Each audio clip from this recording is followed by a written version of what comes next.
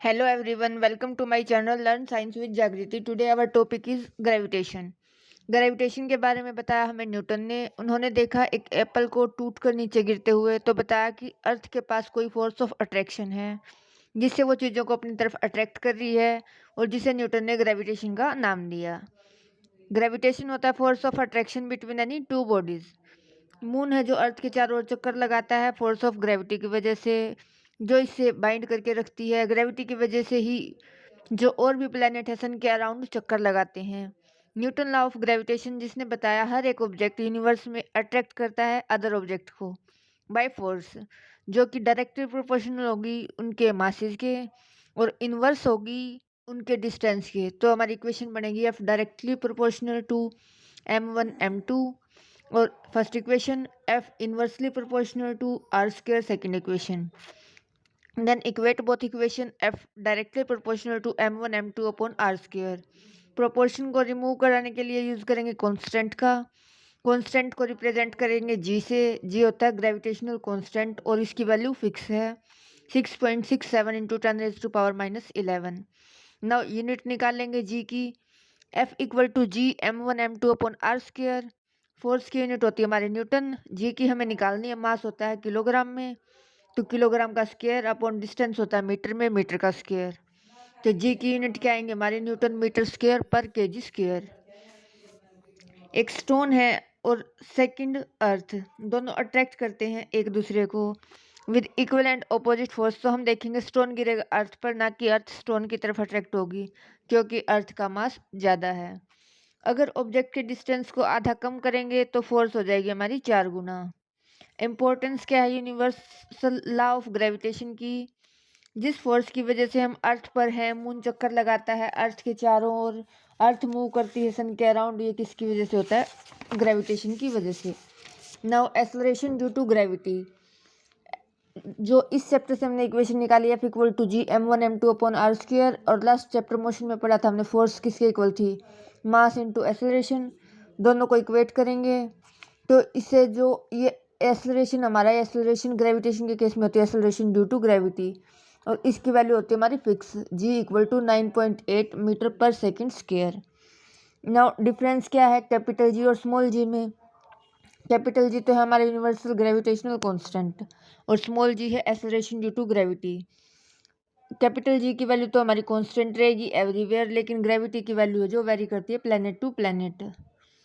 Now difference between mass and weight. Mass है हमारा scalar quantity और वेट होता है वेक्टर क्वांटिटी।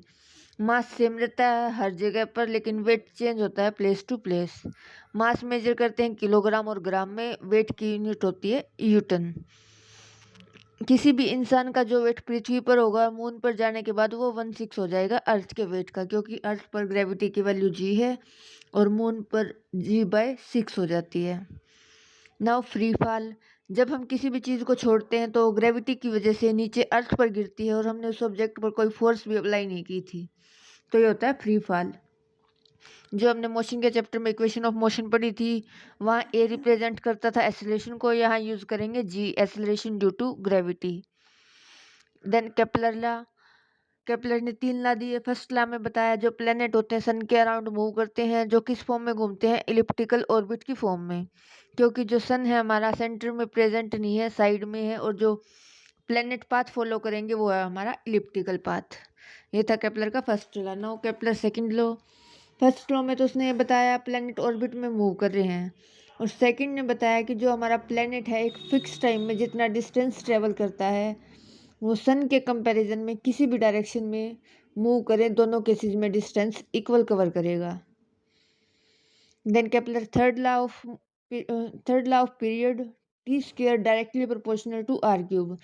इसने बताया जितना टाइम लेता है कोई प्लेनेट अपना एक राउंड कंप्लीट करने में अराउंड सन, वो किससे रिलेट करेगा? डिस्टेंस फ्रॉम सन कितना है। ये था केपलर का थर्ड लॉ।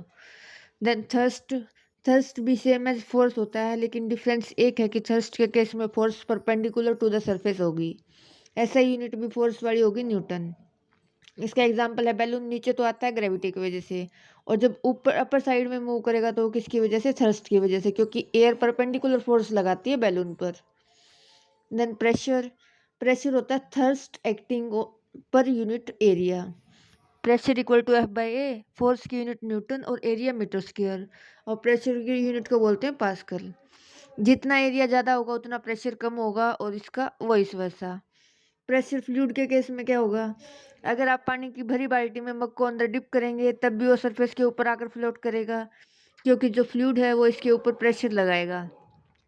और सेकंड केस, बाल्टी के अंदर पानी कम है और आप डब्बा भरकर उसके अंदर रख दो तो वो फ्लोट नहीं करेगा, क्योंकि ये डिपेंड करता है डेप्थ पर। डेप्थ जितनी ज़्यादा होगी उतना प्रेशर इंक्रीज करेगा। जिस लिक्विड की ज़्यादा डेंसिटी होगी उतनी ही चीज़ें फ्लोट करेंगी। देन बायंट फोर्स, जो ये लिक्विड प्रेशर लगाता है, फोर्स ऑब्जेक्ट पर लगती है, वो हमारी बायंट फोर्स और बायंसी। ये होती है upward force exerted on an object, जो कि फुली इमर्स है या पार्सली इमर्स्ड है। ये डिपेंड करेगा डेंसिटी ऑफ फ्लूइड और डेप्थ ऑफ फ्लूइड पे।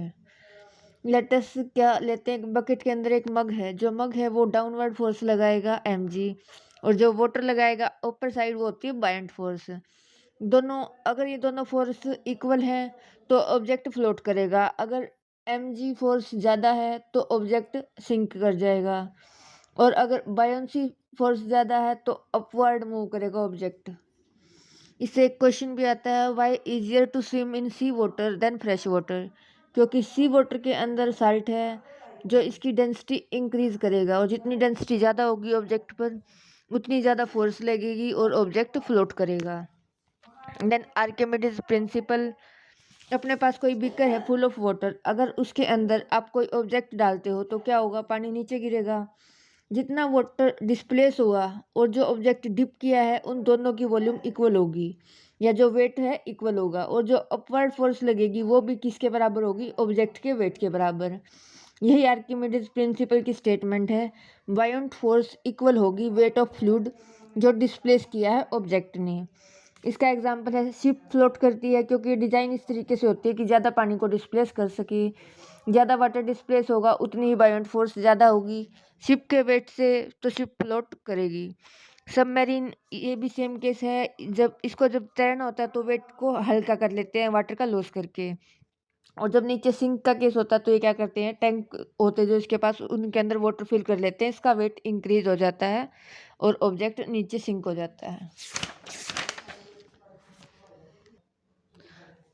Thank you for watching. Don't forget to like, share and subscribe for more science videos.